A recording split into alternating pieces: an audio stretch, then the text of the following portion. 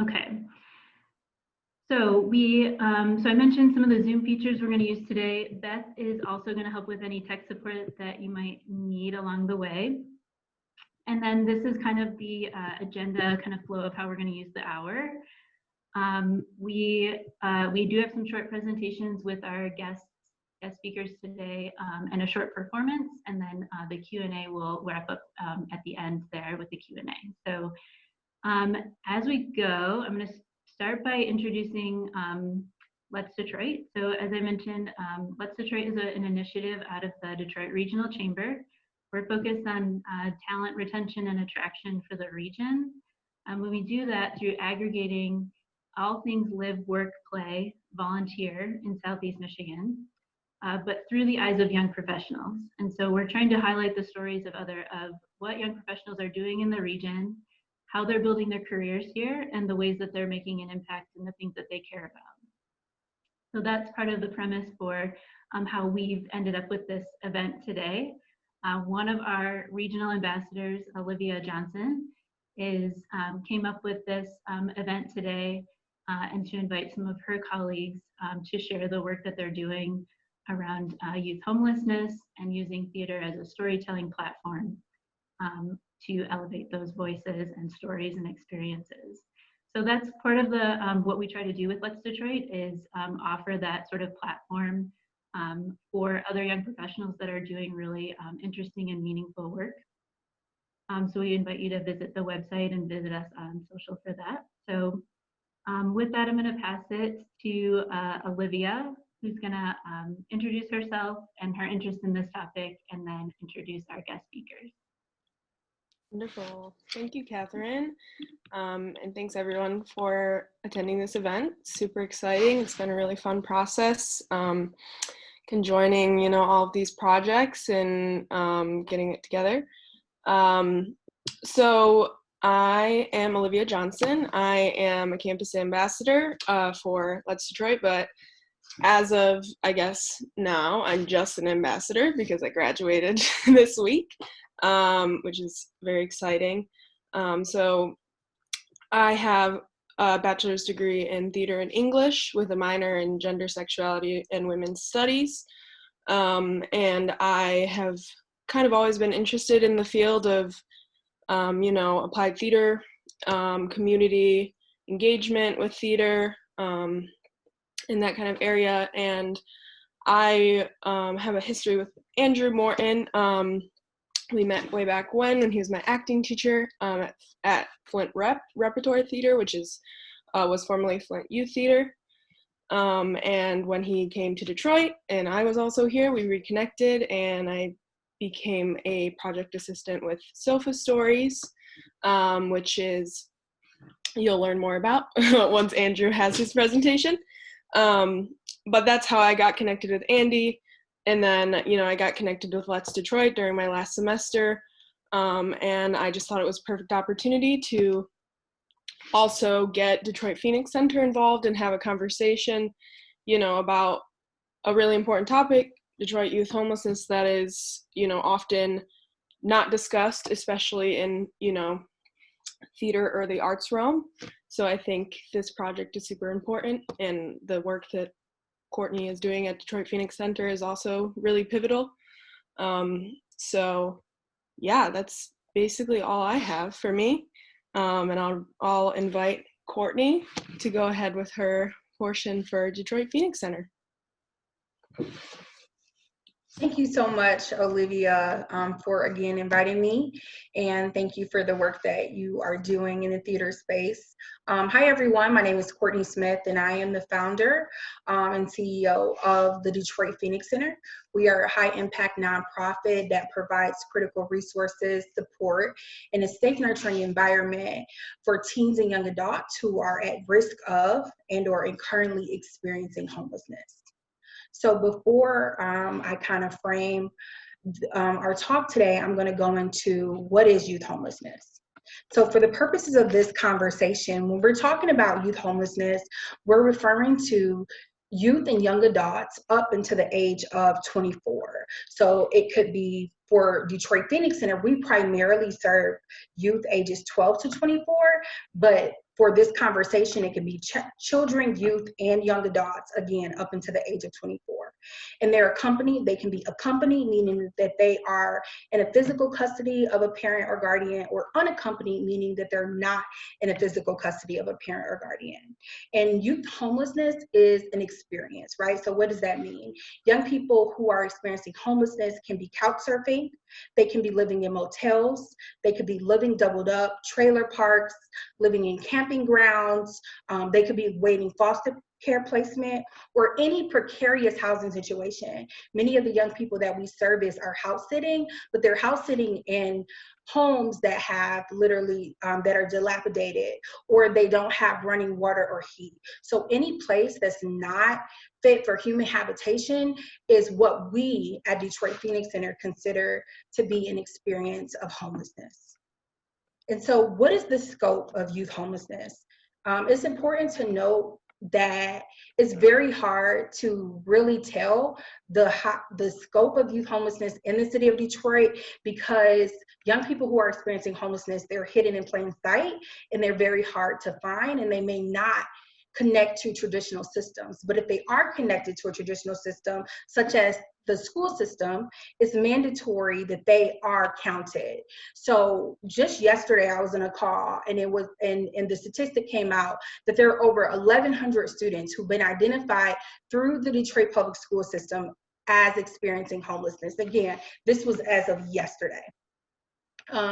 It is known that 77% of Detroiters live beneath the poverty line. And so on any given day, 5,000 Detroiters could be experiencing housing insecurity. And out of those 5,000 daily, 25% are known to be youth. Another staggering statistic is that young people who are experiencing homelessness are at greater risk of sexual exploitation. And 1 in 5 youth who are experiencing homelessness have been victims of human trafficking. And so what does all of that mean?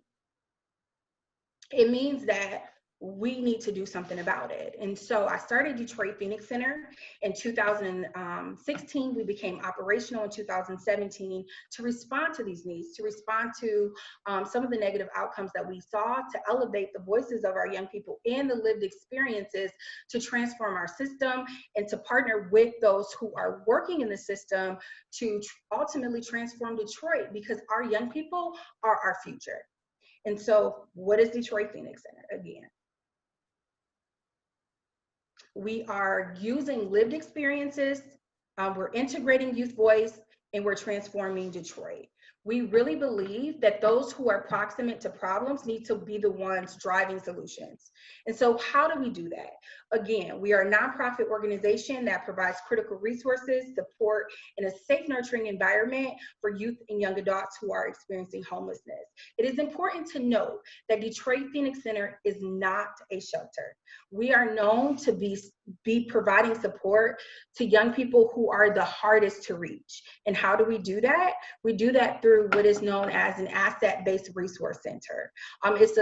It's a term that I coined a couple years ago because the type of work that we do, many people know it as a drop-in center or a day shelter, but we really want to focus on young people's assets.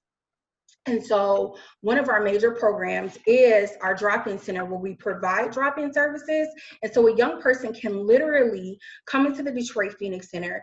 They can access a computer lab, they can take a shower, they can wash their clothes, they can access meals, they can access wraparound supportive services such as life skills and educational workshop, transportation assistance, cell phones, all of that. We really focus on serving the whole person, meeting the whole need of the young person. Another program of ours is our SOAR After School Enrichment Program. And our After School Enrichment Program provides a safe space for teens who are McKinney-Vento eligible. All that means is they have been identified through the Detroit public school system as experiencing homelessness. And these young people have access to a variety of clubs, such as theater, where that's how Andrew and I, another way that Andrew and I got connected. He was our theater instructor for our SOAR After School program. We have gaming, we had yoga, entrepreneurship club, and they also have access to showers, washer and dryer, transportation system, the whole gamut, recreational activities. We're literally a safe space for our young people. Another program that we have is our Youth Action Board. Our Youth Action Board is probably the program that I'm the most proud of. It is a 12-month leadership and development program for young people who have experienced homelessness, and they use their lived experiences to advocate for systems change, and they work on a year-long service project. And so that's our Youth Action Board. And then we have a scholarship fund that supports young people who want to pursue higher education that's connected to our program. I can literally go on and on about the work, but for the sake of time, we're just gonna move on. And again, we're utilizing lived experiences, we're integrating youth voice, and we're transforming Detroit. These are some pictures of what our drop-in center, our resource center looks like. Okay, so COVID, we were doing all this great work and then COVID hit. And so what is Detroit Phoenix Center doing during COVID, and what does that mean for young people that are experiencing homelessness? Again, we are not a shelter. And so because we have a lot of young people come in and out, we literally had to yield to the executive order and to close our drop-in center during this time, unfortunately. But poverty does not pause during the pandemic, and neither does Predators, so neither does Detroit Phoenix Center. So we just had to pivot. So what are we doing right now? We're delivering groceries, hygiene products, and essential household goods to youth and families in need. Again, the young people, we've identified where they're staying at, and we've delivered over 400 care packages during this time period. We're currently purchasing laptops, tablets, internet routers, and we're literally paying cell phone bills because we have to stay connected to our young people, and a cell phone is a lifeline for us to be able to do that.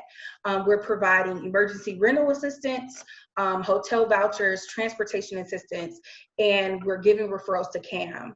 CAM is a coordinated system in Detroit that works. CAM is the coordinated system in Detroit that literally drives the homelessness work. And so just to note that we're not doing this work alone, there's other agencies that we're partnering with to be able to get our young people housed if they choose to go to a shelter. We're doing wellness checks, mental health support through a licensed counselor. We have virtual education and life skills programming online. So if you check out our Instagram, you're going to see a lot of different programming. And we also have a homework helpline, and we're doing virtual case management and coaching. And why are all of these things important is because we have to meet the young people where they are.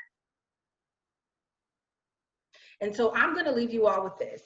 One of our young people said that when you're homeless, not having what you need as a youth can literally hinder you a lot and place many obstacles in your way. When you don't have access to a lot of things people take for granted, like food, shelter, a place to rest, or even being able to take a shower and take care of daily hygiene. So that lived experience is definitely exaggerated during COVID, and we want to elevate those experiences. And I'm going to pass it over to Andrew so he can talk a little bit more about the Detroit Phoenix Center partnership as it pertains to Self-Storage Detroit.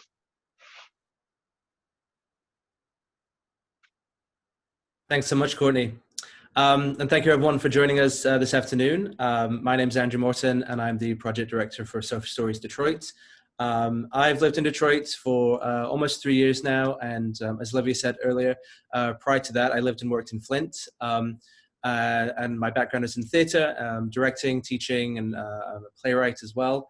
As you can probably tell, I'm not from Michigan originally. I'm from the UK, but I've lived here now in the States over half of my life, so Michigan very much feels like home. And actually, my background in theatre and applied theatre and community arts, I actually sort of got my start in that field a few years ago when I was actually living back in the UK briefly and studying in London. And I worked briefly with a theatre company who did theatre work engaging young people who had experienced homelessness.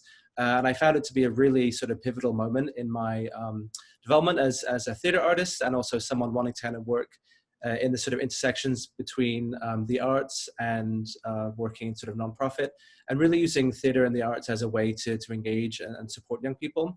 And a few years ago, when I moved to Detroit, I was sort of really reflecting a lot on the work I'd done previously, and I immediately went back to that sort of period of my life and thinking of how proud I was to work in a project like that for a while, and also seeing the impact that it had on young people, and decided that that was an area that I sort of wanted to get back into. So I came up with this idea to do this project, Social Stories Detroit, and connected with Courtney at the Detroit Phoenix Center. And one of the things that was really immediately very impressive to me about the organization and Courtney's work was that, as she said, the organization is really quite young in terms of their organizational history, but the impact I think is incredible. And also, like as Courtney mentioned too, the asset-based aspect of the work too, sort of meeting young people where they're at. In my experience in doing this kind of work, I think it's really unfair to expect young people to engage in a project using theater or anything that might sort of seem at first like an add-on to something. And it's unfair to asking people to participate in something if those basic needs aren't met. So I was really interested and admired the work of the Phoenix Center. And when I first approached Courtney, she also told me a little bit about her background and how she was a young person who grew up doing theater as well, and recognized like the transformative power that engaging in work like that can really do for a young person's confidence and development. So this partnership was born, and we really sort of started this idea wanting to use this opportunity to amplify the voices of young Detroiters who have experienced homelessness, and really sort of think about how can we use this project as a way to support the work that Courtney and organizations like the Detroit Phoenix Center are doing, but also perhaps challenge a wider audience's or population's understanding or perceptions of like what youth homelessness looks like, and use theater and performance as a way to do that. So our original plan, before things changed over the last few months, was to work alongside the young people at the Detroit Phoenix Center to develop a series of monologues or solo pieces that we would then eventually perform in kind of like pop-up performances across the city. One of the things that I was really interested about, or sort of thinking as a sort of visual way to sort of represent youth homelessness, was that aspect of couch surfing, or doubling up, as Courtney said, is one way that many young people kind of resort to as a way to sort of find shelter in times in their lives where housing is very unstable.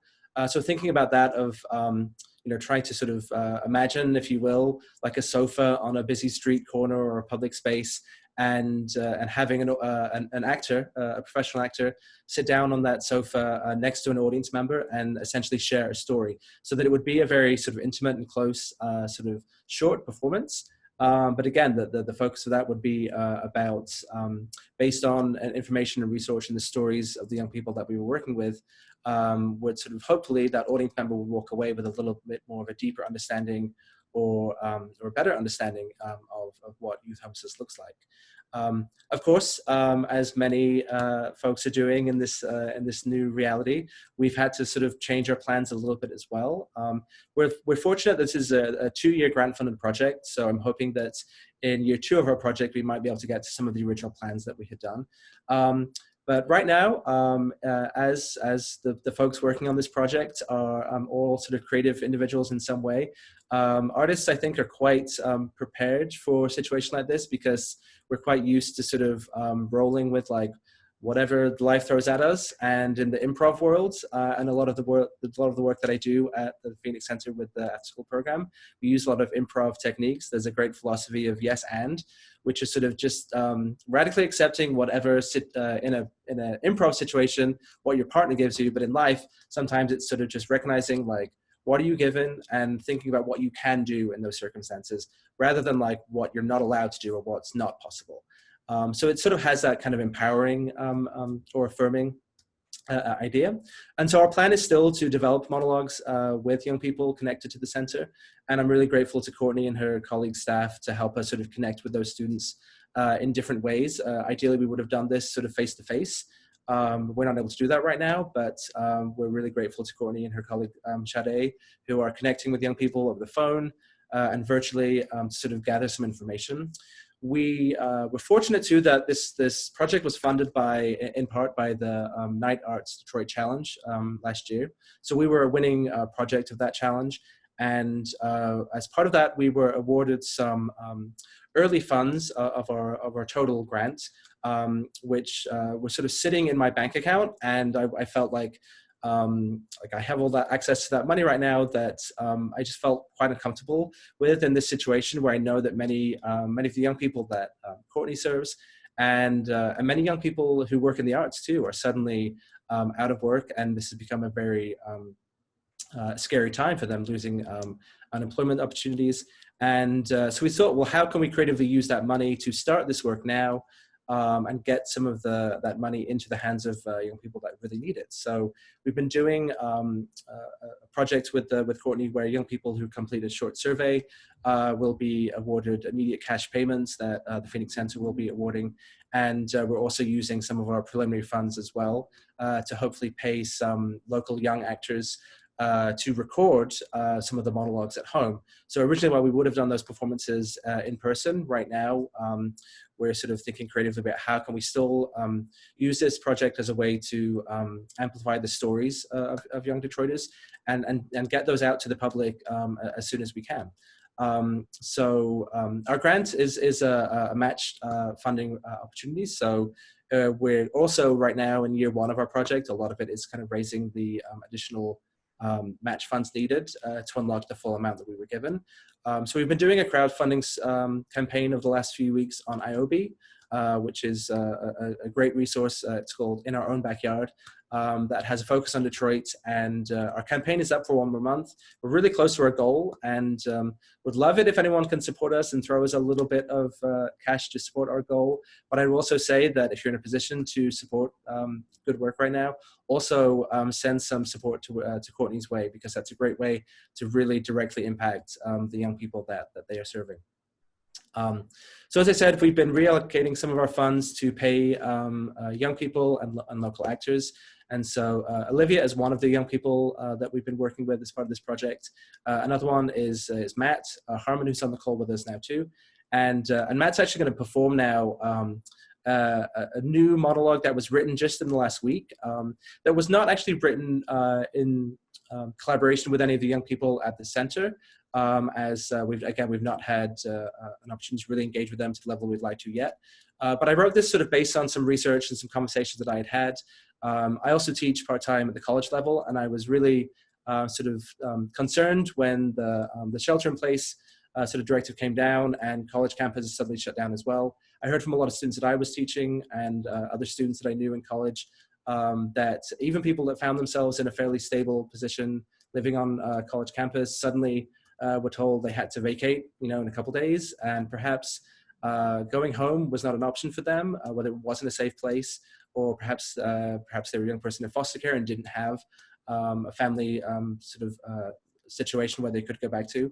And so this is sort of one example of the kind of work that we're going to be creating over the next couple of years on this project. It's a brand new piece. This is the first time it's being shared by an audience. So I'm going to hand over to Matt now, who's going to share that with us. And then afterwards, I think we'll have an opportunity for a few questions. Thanks, Matt. Cool. Thank you so much, Andrew, and everyone for being here today. If you want to check out the chat, feel free to switch to speaker view, or also not acceptable as well.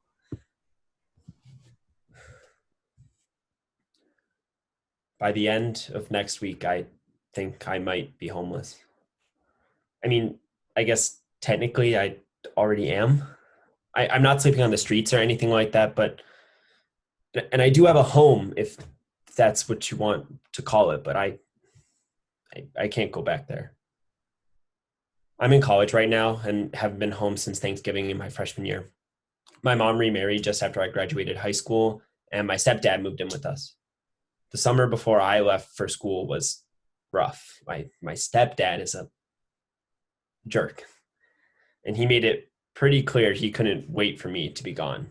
In fact, when I went home for Thanksgiving, I found out his son had moved in with them, and he had my old room. No one had bothered to tell me.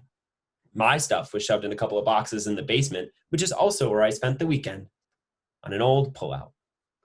I know you're probably thinking, that's not so bad, right? Well, I kept my head down most of the time I was home, despite the fact that Ray, my stepdad, was saying a bunch of racist shit all weekend. And we're talking classic Fox News stuff, like the immigrants are taking our jobs and that kind of thing. And my mom told me he didn't really mean any of it and that I shouldn't do anything to provoke him. But the morning before I'm heading back to school, he starts up again, telling me not to believe any of that liberal snowflake crap I was being taught at school. And he didn't want to hear any of that in his house. His house. So that's when I cracked. I don't even remember what I said. It was just a stream of words, most of which I'm pretty certain he didn't understand. But clearly he got the general idea, because the next thing I know, he throws a plate at my face and cuts my lip. And that's why I haven't been home since. Up until recently, I didn't really care. I like college. I have a great group of friends, and I was much happier spending the holidays and breaks with them. I'm working my way through school too. I was working to help cover tuition, I got a great job this summer after freshman year. I found a cheap place off campus for the summer, and I thought, screw it. I don't need to go home ever again. And then all of this happened. When my school announced they were closing campus and all of our classes were moving to online only, at first I thought I'd be okay because it sounded like the dorms weren't going to close. But then a week later, they did, and we got like 48 hours notice to move out. Thankfully, my roommate said I could crash at his place for a while. And his parents were fine with it. But like 6 weeks into this thing, I'm starting to feel like my time here is running out. They've been really cool about it. They let me sleep on a sofa in the basement, and I've been able to keep up with classes. I offered to give Kyle's parents some money for food, and they refused. Obviously, I can't work right now, and they know that. And no one's actually said anything along the lines of, get out of my house, but I'm just starting to get the sense that Kyle's mom thought our arrangement was just until the end of the semester, which is next week. I don't think they'll kick me out, but I think I've overstayed my welcome. Kyle says it's fine, but if I'm honest, I think he's getting kind of tired of having me around too. So I made a couple of calls to see if I can find somewhere to crash for a while, but no one's offered anything yet. Even if they do, I don't know how I'm going to get there with no car, and I can't take all my stuff with me, which means either I leave it here or get rid of it, or I don't know, try and sell it. I mean, if I'm out of work much longer, I'll probably have to anyway. And I know there's probably places I could go, like shelters and that, but I know this is going to sound really bad, but I'm not homeless,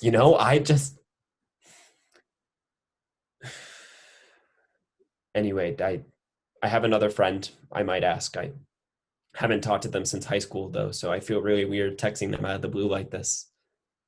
Hopefully something will work out, right? But I have to go. I have a final to study for. Thank you.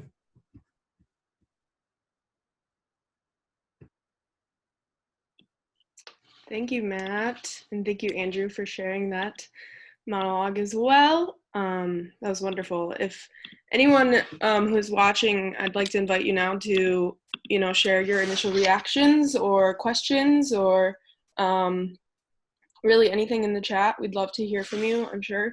And we're going to move on to the Q&A portion of the conversation.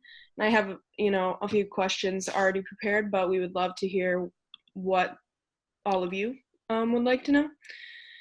So I guess my first question is for Courtney, and Andrew can speak to it as well, but I really appreciate the conversation of, DPC is not a shelter, but is a place that focuses on, asset-based resources and after-school enrichment programs.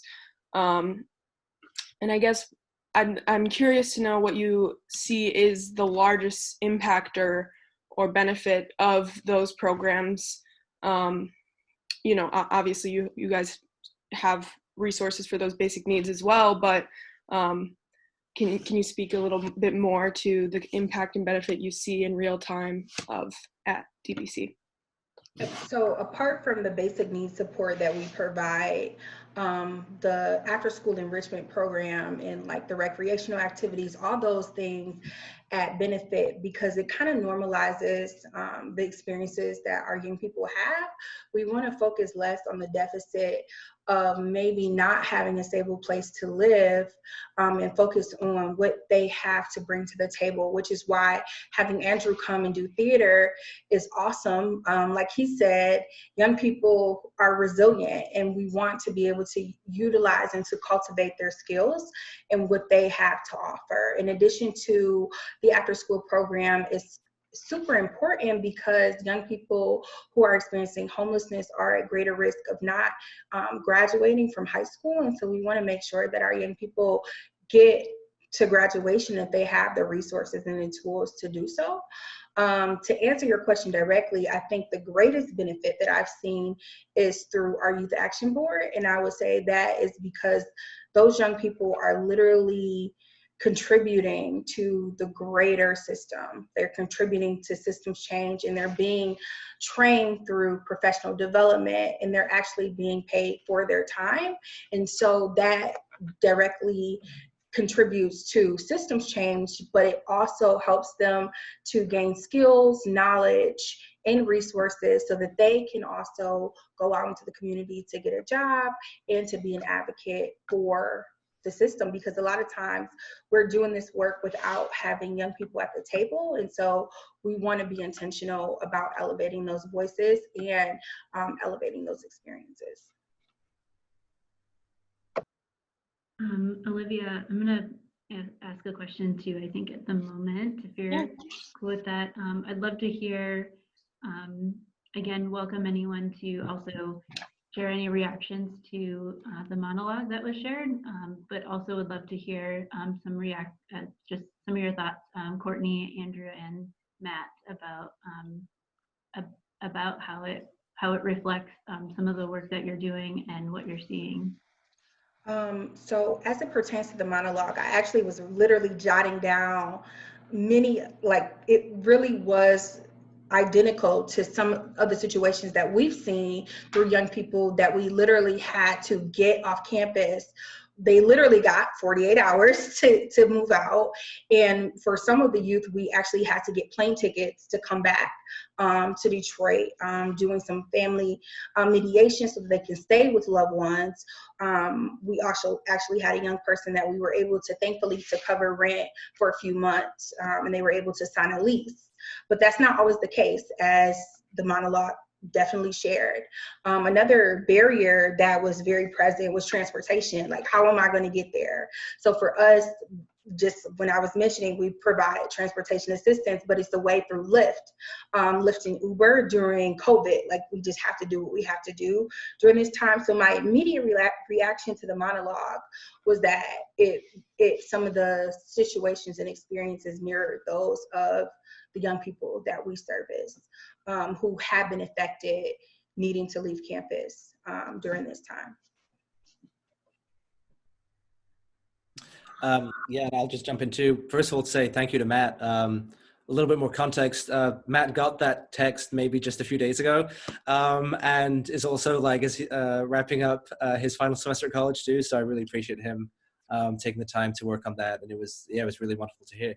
And I guess I will add too that I'm really happy to hear Courtney say that the piece resonated with a lot of things that she's hearing from young people, because the approach that I originally wanted to take with this work is not to necessarily work with young people to take their stories and then turn them into like a verbatim theater piece, which is a mode of theater that I've worked in the past, where you interview people and you take the transcripts of that and turn that into text. And I think that's a wonderful way of working in many ways, and there's some great examples of really powerful theater that use that technique.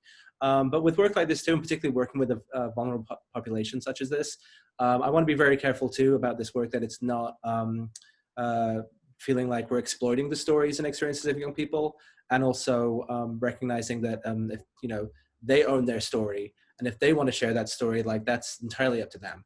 However, as a writer, it's always wonderful to hear when, that was text that I sort of completely made up myself based on reading that I've done, based on a little bit of my own sort of experience of what I've heard from students.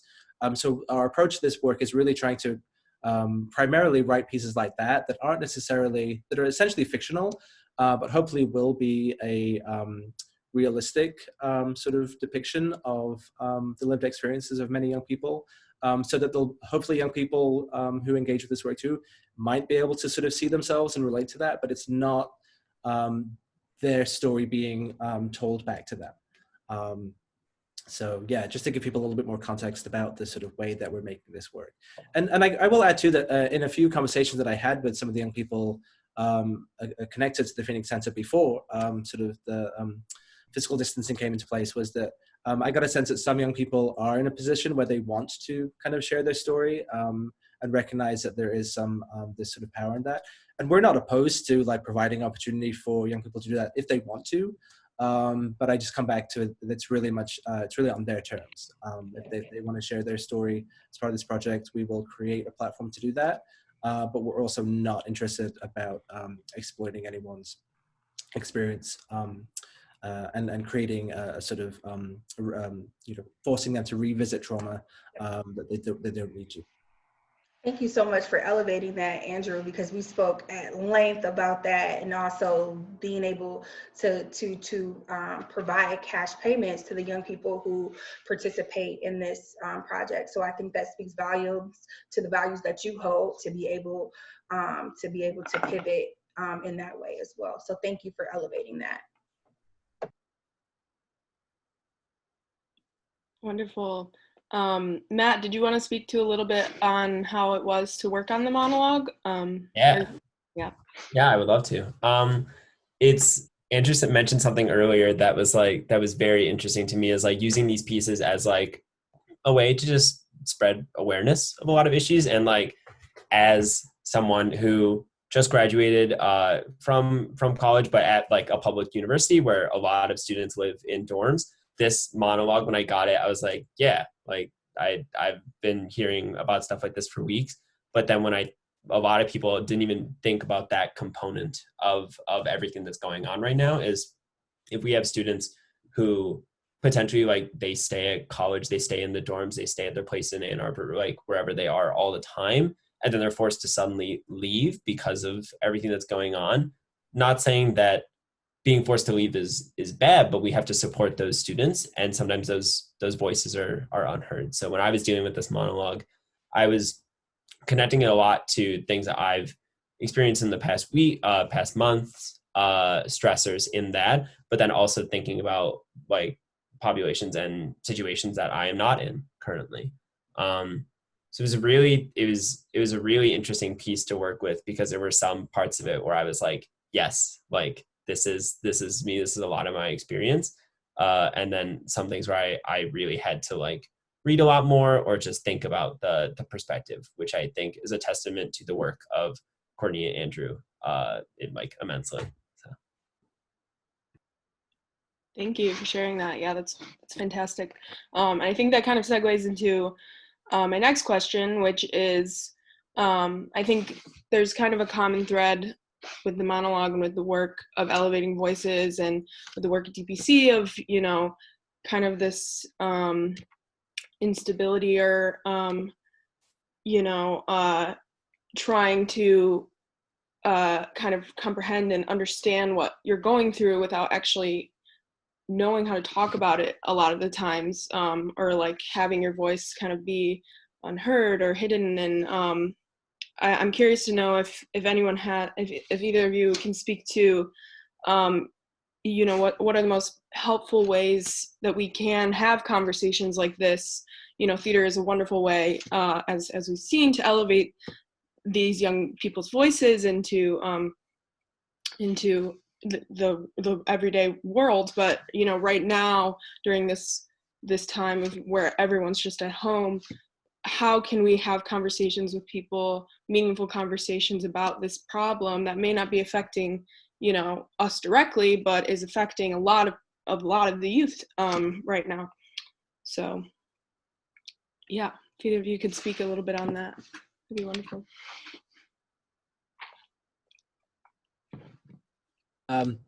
I'll start off.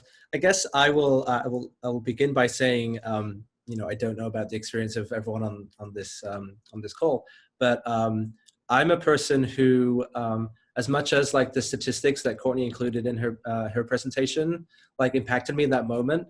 Like I've probably already forgotten like the numbers, and that's just the kind of like the way that that I'm wired, and like stories like stay with me. And I think in terms of trying to like impact change and like change people's attitudes, I think storytelling is a wonderful way to do that. And I don't say that's not to bash like the work of statisticians. Like it's very important to like, you know, also have all that data to like back up the work that Courtney does.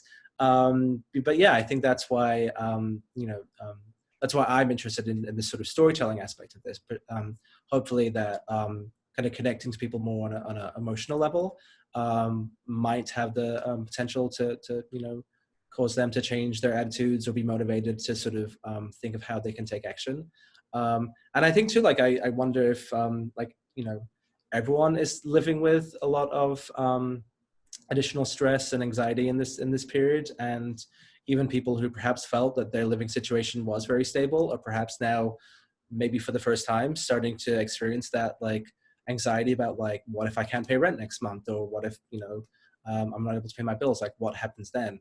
And perhaps that there is an opportunity here for in this moment to sort of get people to think about like having that sort of taste of what that experience feels like, and then to think about what it's like for a young person who feels like has felt like that for a long time and on a daily basis.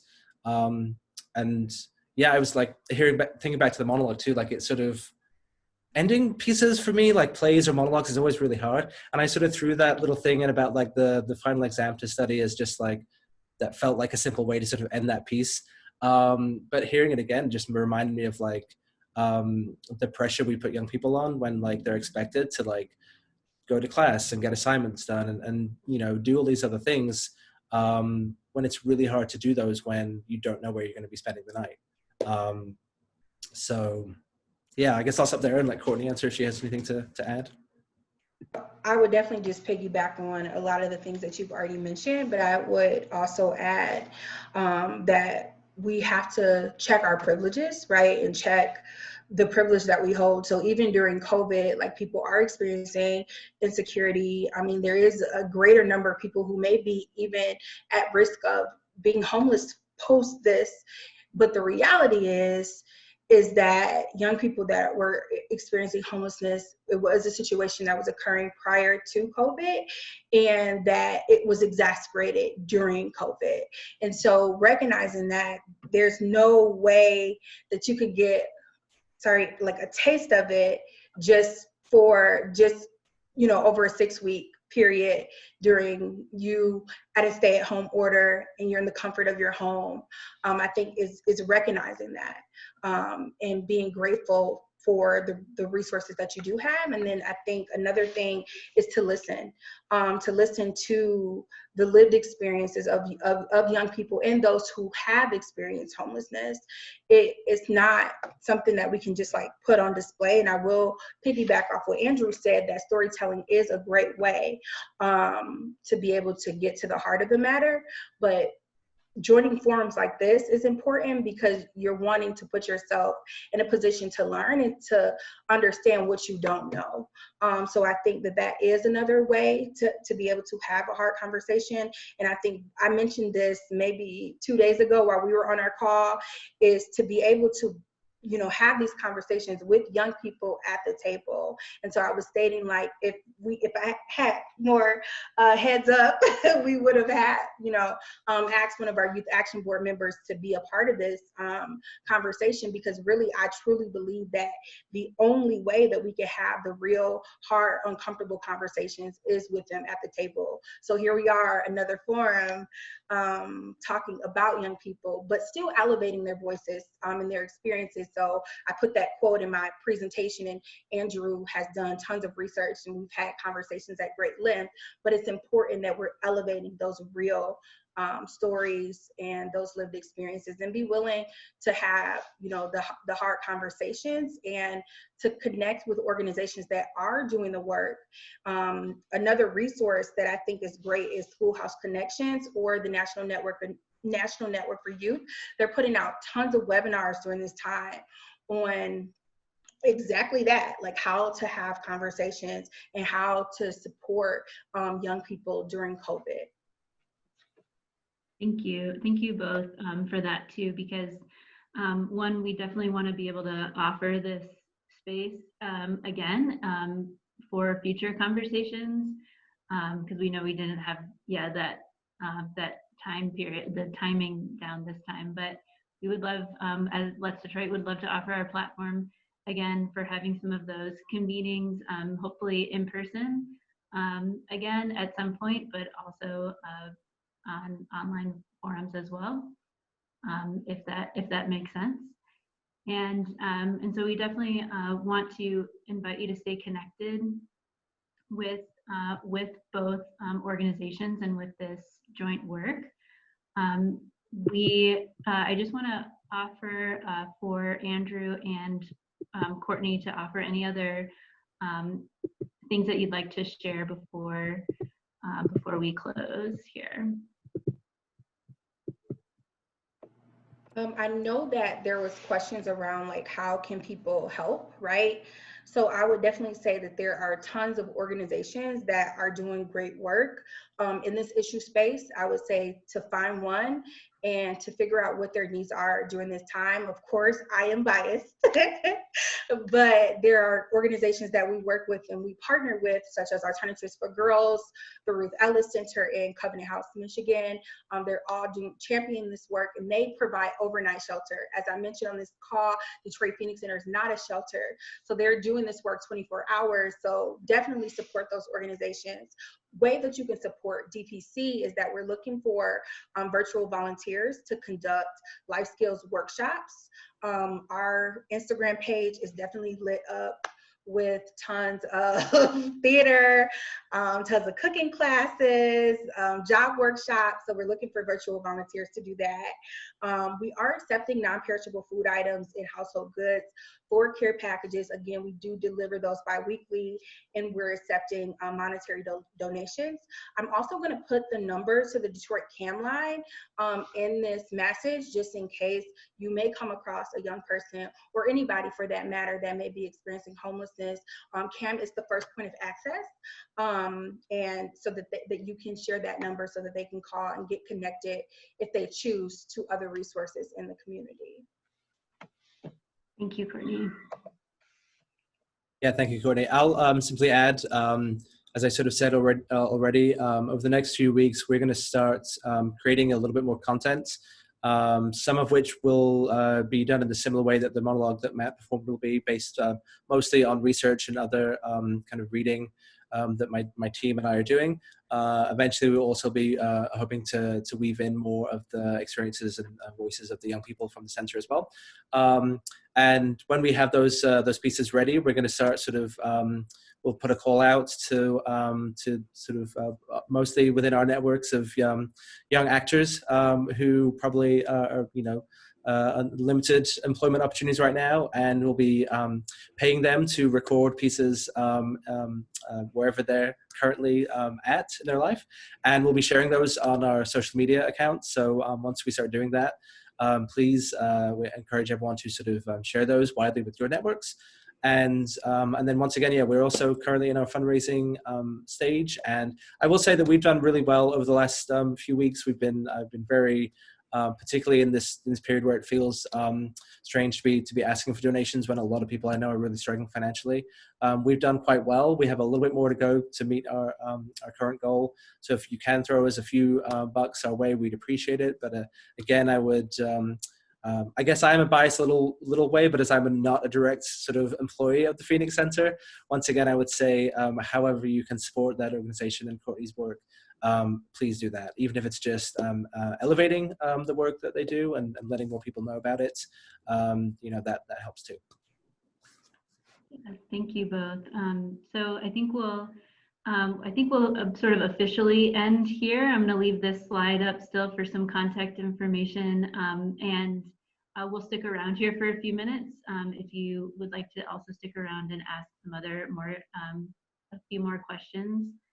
Thank you to Olivia for organizing this through the Let's Detroit platform. Congrats again on graduation. And Courtney and Andrew and Matt, thank you for being with us today and for the work that you do. And we'll definitely also be continuing to do some follow-up promotions between all three of our platforms on how you can continue to support these efforts. So thank you so much for joining us today.